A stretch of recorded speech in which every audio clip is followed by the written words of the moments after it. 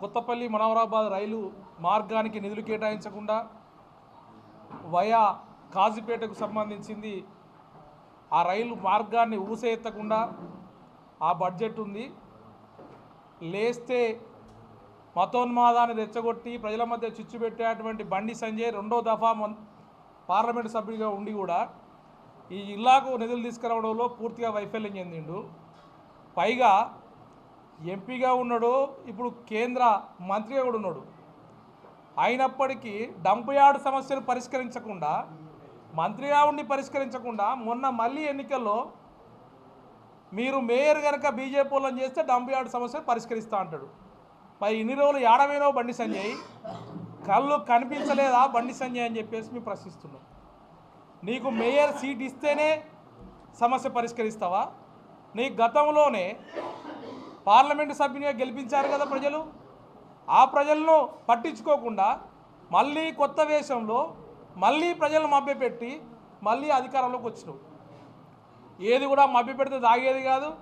భవిష్యత్తులో ఇప్పటికీ బండి సంజయ్ మాటలన్నీ కూడా చాలా తొండిగా ఉన్నాయని చెప్పేసి ఈ జిల్లా పార్లమెంటు నియోజకవర్గ పరిధిలోని ప్రజలందరూ కూడా భావించే పరిస్థితి వచ్చింది. తనను ఒక జోకర్ లాగా చూసేటువంటి పరిస్థితి కూడా భవిష్యత్తులో రాబోతుంది.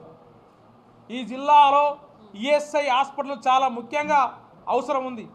ఇప్పటికే కార్మిక వర్గం పెద్ద ఎత్తున డబ్బులు పోగు చేసుకుంటున్నారు. ఆ డబ్బు వినియోగం లేకుండా పోతుంది. కార్మికుడి కష్టం వస్తే, అనారోగ్య సమస్య వస్తే హాస్పిటల్ లేకుండా ఉంది.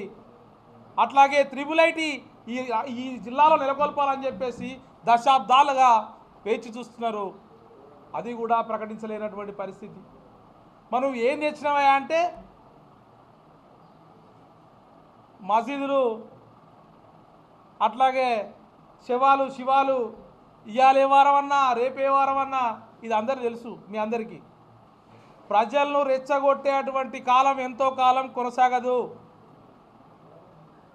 ఇది భవిష్యత్తులో తనకు తానే రాజకీయ సమాధి కావాల్సినటువంటి అవసరం కూడా ఏర్పడుతుంది. ప్రజలే సృష్టిస్తారు, ప్రజలే చరిత్ర నిర్మాతలు. ప్రజలను ఏ మార్చలేము ఎల్లకాలం. కాబట్టి ఈ రకంగా జిల్లాలో ఉన్నటువంటి పేరుకుపోయిన సమస్యలన్నింటిపైన కూడా సిపిఎం పార్టీ ఒక ప్రణాళికాబద్ధంగా దశల వారీగా ఆందోళనల పోరాటాలు కొనసాగిస్తాం.